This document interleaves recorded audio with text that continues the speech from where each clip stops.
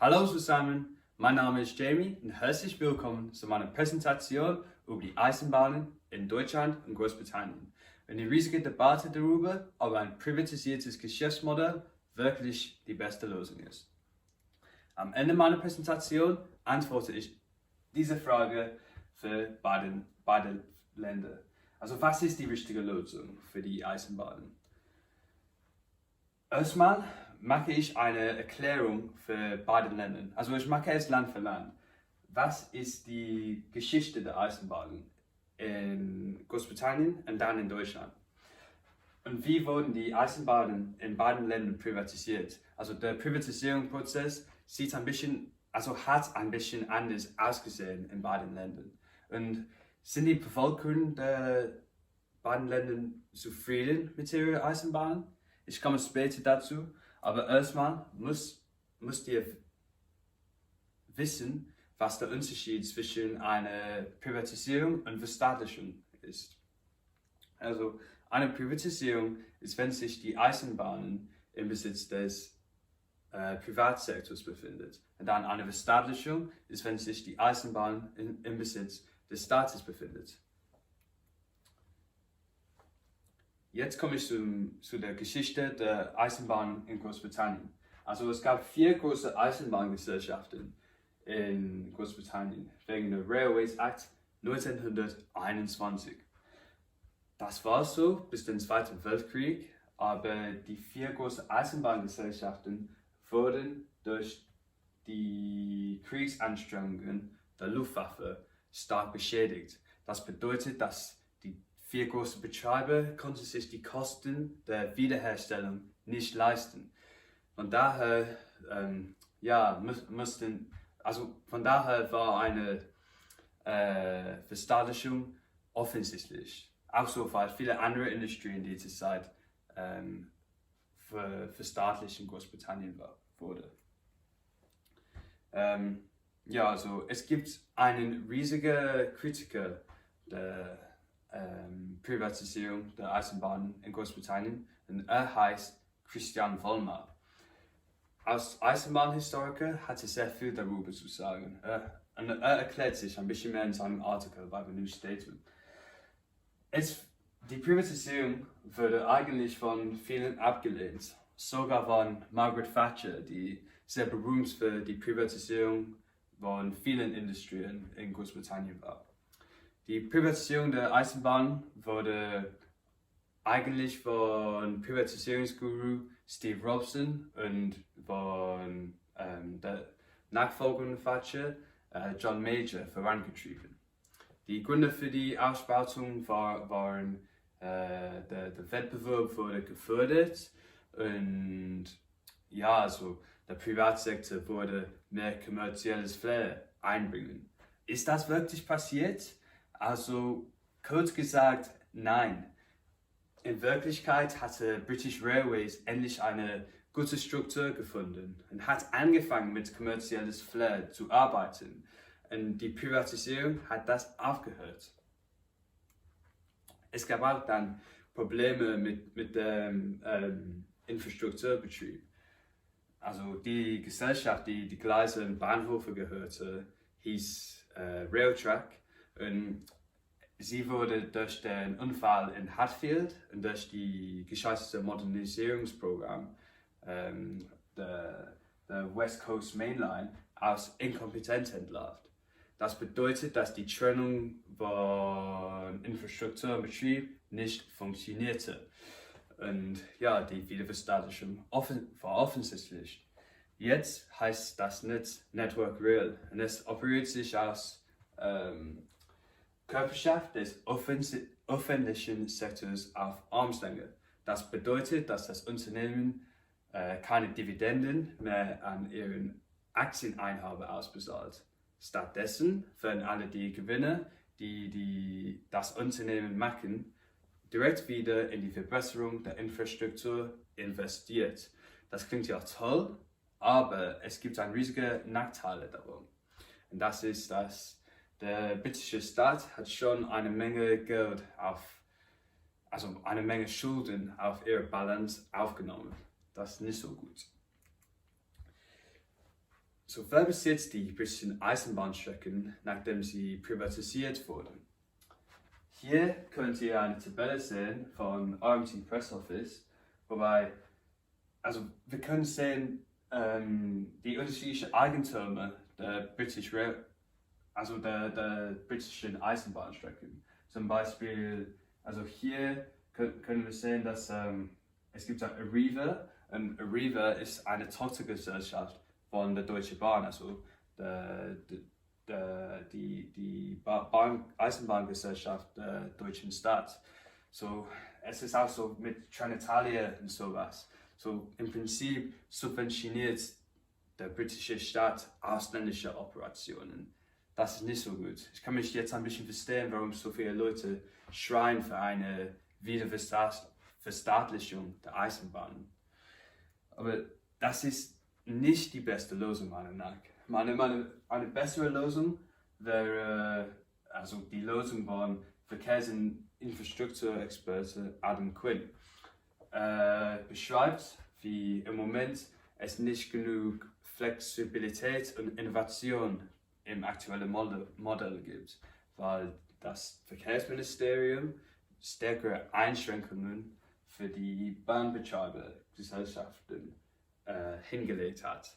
Das bedeutet, dass sie können nicht innovieren, und das muss sich ändern in seinem Plan. Wir müssen auch mehr Wettbewerb schaffen. Also die Privatisierung sollte das schaffen, aber bis jetzt ist das nicht geschafft. Das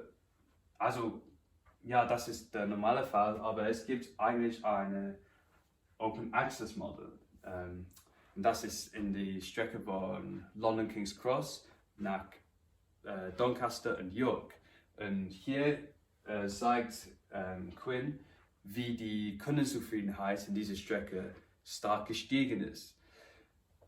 Und hier ist es auch so, dass es ist ein Franchise-Modell immer noch, aber unterschiedliche Unternehmen können miteinander konkurrieren. Also es gibt mehr Konkurrenz und mehr Wettbewerb. Wenn wir das überall in Großbritannien haben würden, würden die Eisenbahnen mehr wettbewerbsfähig sein. Jetzt kommen wir zur Eisenbahnstruktur in Deutschland. Das bedeutet die Deutsche Bahn. Die Deutsche Bahn wurde im Jahr 1994 als Deutsche Bahn Aktiengesellschaft gegründet. Bis dahin gab es eigentlich zwei Eisenbahngesellschaften in Deutschland, nämlich im Westen die Deutsche Bundesbahn und im Osten die Deutsche Reichsbahn. Sie waren aber beide ziemlich heruntergewirtschaftet und die Regierung wollte die milliardenhohe Schulden von beiden Gesellschaften auf Null setzen. Deswegen waren sie als Teil der Bahnreform zusammen verbunden und privatisiert. Und das klingt gut, aber der Börsengang ist eigentlich nie passiert, weil es gab viele Schwierigkeiten dabei. Zum Beispiel jeder Finanzinvestor wollte schnell Erlöse machen. Das stimmt nicht mit den ökonomischen und sozialen Zielen der Bahnreform. Und es gab auch Probleme mit der finanziellen Krise von 2008. Das bedeutet, dass die Deutsche Bahn ist ein privates Unternehmen und es gehört 100% zum Staat. Das klingt ein bisschen komisch und es ist anders als die privatisierte Eisenbahnen in Großbritannien. Ist die Deutsche Bahn erfolgreich? Also laut der Bahn ist es so. Es gibt viele Broschüren und Berichte, zum Beispiel diese. Es gibt eine Broschüre, die wussten Sie schon, das heißt. Darin gibt es viele Facts der Deutschen Bahn. Zum Beispiel, es gibt mehr als 330.000 Beschäftigte weltweit und mit einem Umsatz von über 44 Milliarden Euro macht es mehr Geld als andere europäische Eisenbahnunternehmen. Das klingt gut, aber ob alle diese Facts richtig sind, ist fragwürdig. Also Ja, ich antworte diese Frage hier mit Hilfe vom Artikel von Henke. Also, hat Deutsche Bahn ihre drei ursprünglichen Ziele erreicht? Also Ziel 1, mehr Verkehr auf die Schiene. Also ja klar hat die Deutsche Bahn sehr viel Geld an ihr Schienennetz investiert, aber also ja, es gibt nicht genug Wettbewerb im Modell. Also hier könnt ihr eine Infografik sehen, wobei, also die Deutsche Bahn ist hier in Rot und die Wettbewerbe sind in Blau. Ja, es gibt nicht genug Wettbewerb. Es muss mehr Wettbewerb im Modell sein, sodass sie, ja, ich weiß nicht, also mehr Innovationen schaffen können. Genauso wie in Großbritannien, das soll passieren. Und dann Ziel 2, die Entlastung des Bundeshaushalts. Das ist auch nicht passiert, weil ja, viele dieser neuen Investitionen werden durch öffentliches Geld finanziert. Ziel 3, ein effizientes und wettbewerbsfähiges Bahnunternehmen. Also ja klar hat die Deutsche Bahn ihre Schulden auf Null gesetzt, aber die Deutsche Bahn hat neue Schulden in Höhe von 18 Milliarden Euro und das ist nicht so gut. Es ist auch fragwürdig, ob die Deutsche Bahn wirklich auf ihr Kerngeschäft fokussiert. Also hier gibt es eine andere Infografik und es zeigt alle die Tochtergesellschaft der Deutschen Bahn. Sie fokussieren auch im Bereich Infrastruktur und Logistik und das fokussiert nicht auf ihr Kerngeschäft, Verkehr. Und viele Leute beklagen sich darüber und es gibt auch Probleme von Verspätungen für Deutschland und die Deutsche Bahn. Deswegen haben der Bund und Deutsche Bahn das größte Modernisierungsprogramm für das Schienennetz unterzeichnet. Damit soll sich das ändern. Also dieser 10-jährige Plan heißt Leistungs- und Finanzierungsvereinbarung.